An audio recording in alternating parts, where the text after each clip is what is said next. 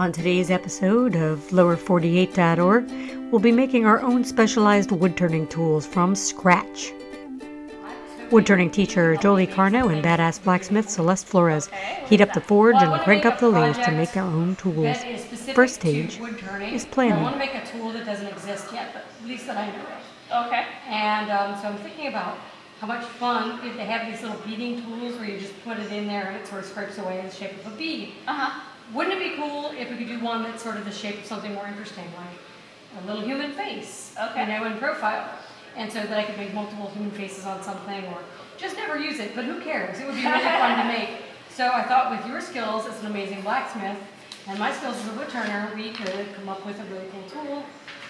Yeah, that sounds absolutely doable. And the length of the blade? You know, it should be probably about 2 to 3 inches long. Okay, so we'll do that. Could we also make it so that it makes sushi? Steel is very, very strong. Especially since we have steel from what? The steel is from? So the steel we're using is from an end mill that they used on the Bay Bridge. So when building the Bay Bridge, they got rid of all those bits. I gotta tell you, that is the coolest thing ever. I have been waiting. I was hoping to get a piece of the Bay Bridge while we were dismantling it and turn it into some kind of furniture or something. Yeah. And I thought that would be really cool, but I never had a really good furniture idea that I liked. So I just kind of let it go. There was this big process to get. Yeah, the whole thing you have to sign up and do your, right? But this is perfect because it'll always be in my toolbox. I'll have a piece of the Bay Bridge. And you'll use it for everything. Yeah, that's really awesome. Yeah. San Francisco tool making at its finest. Wow, you just did that really fast. That's amazing. Good job. So I like that. So this is like the cutting part. You have to. This is really important to have that there so that we'll cut through, right? Right. Yeah. So those ends have to be pointed enough so that we have a place to mark it. Yeah. So that whole thing is going to be the edge. Something like this. Oh my God! How about a Batman insignia? I love it. Okay. We'll do a rough forging and then we'll have to grind in the rest of it. So let's go forge something. Yeah, this is amazing. This is the Bay Bridge. Amazing.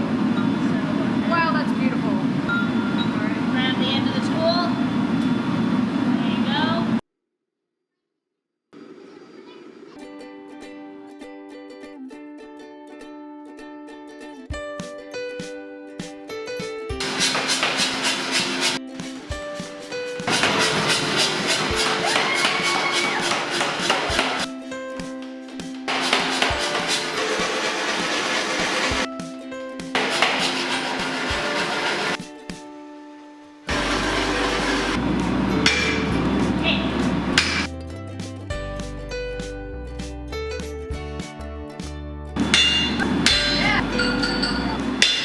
We asked Chris Niemer to come in and take a few hits.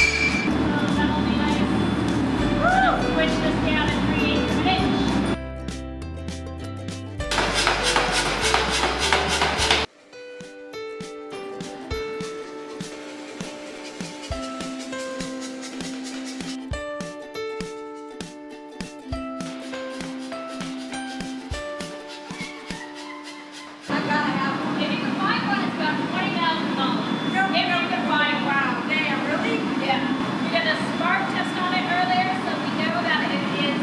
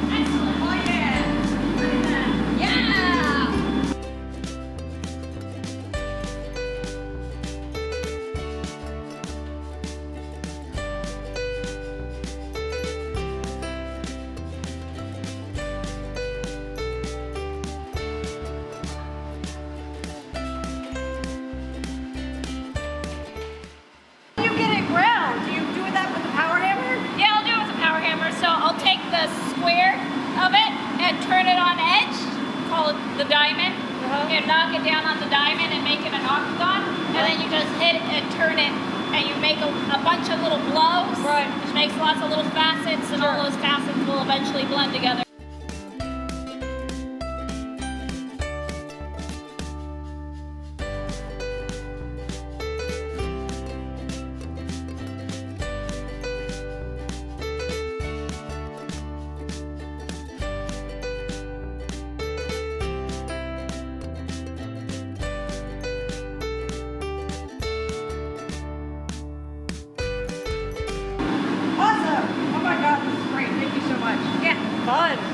Now with the first part of the metalwork done, we're going to go to lower 48 to make a handle.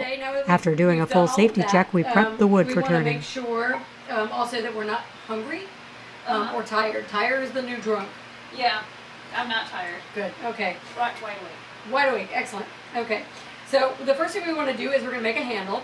So we need to make a hole in this piece of wood. So we made these. Oh my God, look at how awesome they are. So they're not finished. But this is what we're making a handle for. Yeah. Nice round tang. Lovely. So we're going to make a hole just a little bit bigger than the tang. So this tang is going to shrink just a little bit. So this is going to go down and it's going to hold it, and we're going to put some epoxy in it. This is obviously not what we want as a handle because, you know, it would hurt. Yeah, make it an excellent weapon. Okay. So what we want to do now is find the center of this piece of wood. So the best way to do that is to draw lines right across. I have a nice center finder. You can just use a ruler. Good. Now I'm going to move it over to one corner. Good. Now you can do all four corners if you wanted to be really precise, but as long as you have two and it's relatively square, you're fine. You're not going to lose a whole bunch of material on either side. You can use an awl and dent it. I like to do that. Kind of set it up so that the drill bit knows where to go. So I'm going to mount this in here.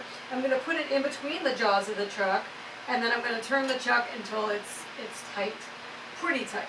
Okay, and then I'm going to move the tailstock up, and I'm going to move it around until this piece goes right into where the hole is. I want to make sure that that's set up. Turn it around, make sure it's still roughly in the center. It's close enough. All right, so now that it's where we want it to be, I'm going to tighten it up all the way. So what we're going to do is we're going to turn this lathe on, and we're going to turn it at a very, very slow speed. So here's a cautionary tale. Always remove your tool holder and get everything out of the way if you're doing any kind of drilling operation. You don't want your hands to be anywhere near here if you can help it. How fast do we want it to go? About 300-ish, 400 for drilling. Right. So you can see the wood coming out here. That's awesome. Most of it will come out. I like to blow on it just to try to get the maximum amount out. We want to go about, let's see, how long is that tang? Like it's about 2 inches, maybe 2 3/8 is my guess. Okay, so you were really close. You said 2 3/8. If we pull it out to 2 3/8, we'll have just enough space at the bottom of the tang to make a well, which will be filled with epoxy, which is perfect. So I'm setting it to 2 3/8. Okay, awesome. So we've drilled this hole. That's fantastic. This cone, if you have a cone center, live center, that's the way to go after you've drilled the hole. Otherwise, if you have just a little dot in the center and then something to go around it, it can move around really easily and you won't have it centered. So make sure you have a cone if you're going to do something like this. Pull that cone in to the hole and then tighten it up. Okay, always turn things on by hand before you ever turn them, before you ever turn the lathe on. This part is called the banjo. Yeah. This is the banjo. So what I want to do is lock this down so that it's pretty parallel to the bed lathe, the bedways. And then I'm going to determine where the center line is. So we can no longer see the center of this because it's buried in the cone. What I like to do to try to cheat it is to take it and turn it on edge, and then I sort of have an idea of where that middle would be. So I use this line right here. And now what I want is roughly for my tool rest, I want the cutting edge of my tool, whatever tool I'm going to use, to be at or just below that middle line, okay, for most tools. For some tools, if you're cutting things differently, it's going to be above the line. But for just rounding things off with a roughing gouge, it should be right around there, okay? So I'm going to start, I'll turn this on, I'll make a little cut, and then I'll ask you to finish rounding off. Sure. Sound good? Okay. So just a couple of reminders. This part is the bevel, the back of this. The bevel, what you're going to do first is anchor. You're going to anchor the tool first against the tool rest and your hand. It can go above, or if you have little hands like me, you can go underneath, whichever you like. I like to put my finger in the, like in or over this flute part because I feel like I have more control. What I want to do is anchor the hand, the tool in the hand again, that's A. B is bevel. And the bevel means you want to rub the bevel against the back. So I'm going to introduce the tool to the wood, and you're going to hear a knocking. And you're hearing a knocking and not a cutting because the bevel is rubbing. The bevel doesn't do any of the cutting. When you see a knife like this, it's got a bevel on it. The bevel doesn't do the cutting. It's only at the very end. On this side, on this particular tool, the very inside of this flute is what's sharp. All right, so you take the bevel, you rub it, bump, bump, bump, bump, bump, bump, bump.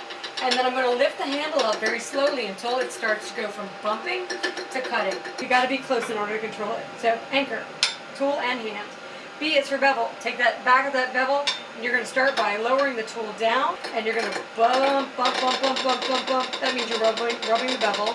And I'm going to lift it up until it starts cutting.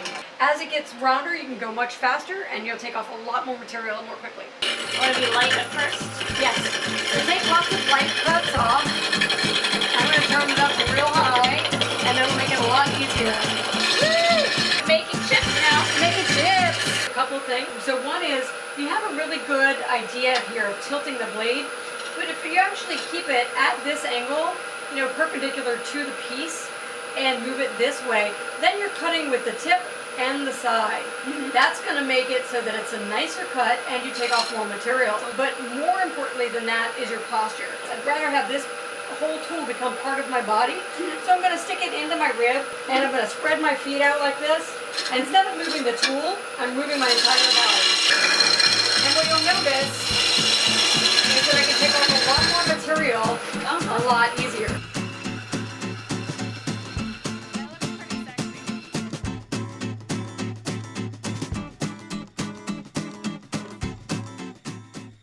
All right, good. Woo. So now we have it Nice. round. Now that we have a handle with a hole in the right place, and we've rounded it off, what we need is a place for In the order ferrule to to do go. that, what we're going to do is we're going to make a parting line, and I'm going to test it.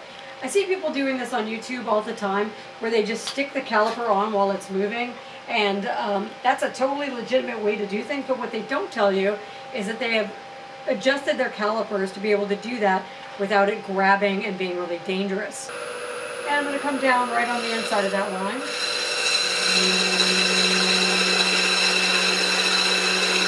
And then once I've gone about an 1/8 inch, I want to come over and make a relief cut so that the parting tool doesn't just get pinched there on the end. All right, just going back and forth to make this closer to the diameter that I want. I think it's the dust from this. Oh, is it red? Yeah, Is it's it- just like this big, it's just this red streak there. There you go. This is how I get dressed in the morning. What are you talking about? That actually really is very uncomfortable. Decorate ourselves. a Yeah, little. but you know the Paduke makes a really nice. Yeah, Yeah. I really like that. Yeah, With the hair. I went too far. I'm always going just a little too far. But I didn't have to scrap the whole thing. All I need to do is slip the ferrule over the entire thing. So I just made the rest of it the right diameter. It goes right there, and it'll slip and it'll go all the way down to the bottom shoulder here. Oh yeah, okay, that should be it. So then we go and shape it. So now we have everything we want, and we just need to find a shape for this. I like this shape okay. I think I'd rather have the bulk of it up here and have it be a little thinner with the bottom down here. So I think the entire length of our tool should be about that long. So let's start shaping it. All right, sounds good. So remember, this is a spindle gouge. And the spindle gouge, yeah, so all gouges have this flute in the middle. I really like putting my finger here, it gives me more control. So I'm going to move it again. Again, my hand is always against this part. Almost always. Always the resting. Yeah. So I'm gonna be able to turn it around and think like ice cream scoop. So if I want to have this come here, go down, I'm gonna go the inside is where all the cutting action goes. So I'm gonna scoop the spoon this way. So you can roll this way. Okay. So this is a scraper. Does that sound familiar? Yeah. That's what you're making. That's what we're making. Oh, okay. Right? Yeah. So the kind of tool that we're making is going to be just like this, except that this is going to have a different shape in it when we're done.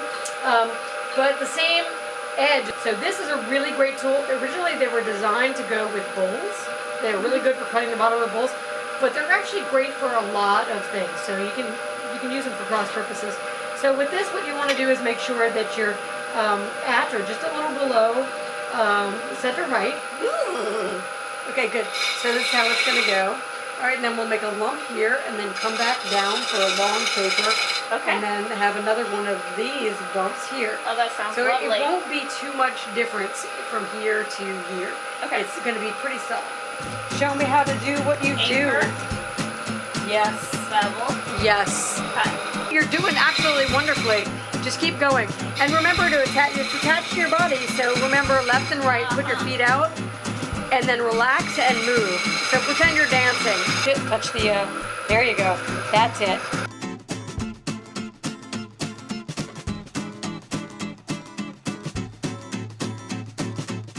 So the first thing we're going to do is take this handle here, we're going to make this, like this will be the back of it, so we want to make a ball. So if you remember, what we want to do is pick out an area here that is going to be the center, and we're going to kind of leave that untouched, and turn around and scrape up one area and then another area. Okay. Good. That's because you're not riding the bevel. So, yep, turn it in a little bit more. If you want to be pushing the bevel against it, but also have the edge intact. It's a really hard thing to get totally perfect. This is a really good ball, as I was saying to John. I think it's a good first ball. It takes a long time to get really good at this. You did a fantastic first go. You kind of go back and forth until that bump disappears. Moving out the bump. On the bump. Ooh, so nice. That's rubbing the bevel.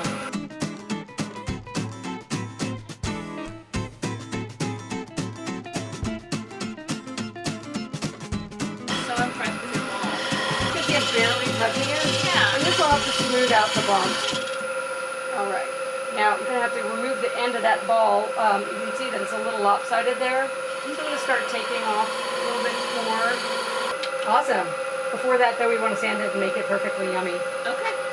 Turn it down to about 400, 500 for turning. Now, when it's going backwards, we need to be aware of two things. One is that this is turned on there with threads. So, and it's meant to tighten as it turns forward. So if this part gets removed at all, then it won't have the pressure to hold it in, and it could come turning, flying off. It's going to take this and lightly touch it, and fast.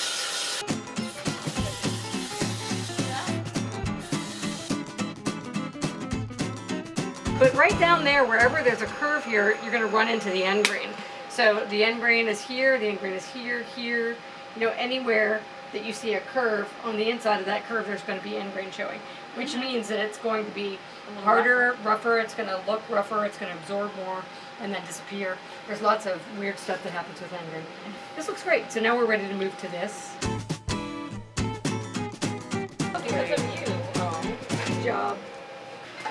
I think some Danish oil would be nice. For a couple of reasons. One, it penetrates the pores, and it'll end up hardening it without ruining the look of the wood.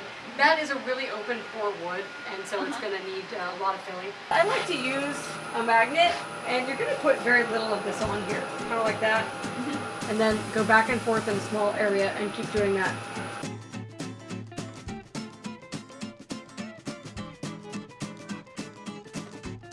Really good. So we're just going to go ahead and dip a little bit more right on that and dab it. So that it soaks into the end grain, yeah, just with that off. Okay, so the next thing we're going to do is take some wax. Sometimes I rip off a little piece, but mostly I like to do it on here, so I'm just gonna. I'm going to jam the wax, kind of rather. It sounds harsh, but pretty delicately, and just kind of ride up and down here. Now I'm going to put some pressure on it. Good. So now look, it's all nice and shiny. It looks fantastic.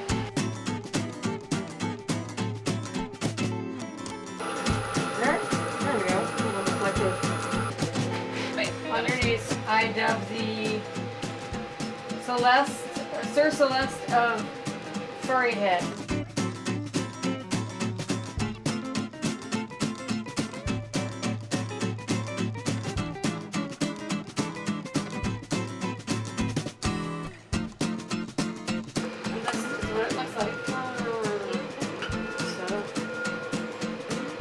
Oh, yeah. Stay tuned for part 2 where we'll do the detail forging for the face and attach the handle and ferrule.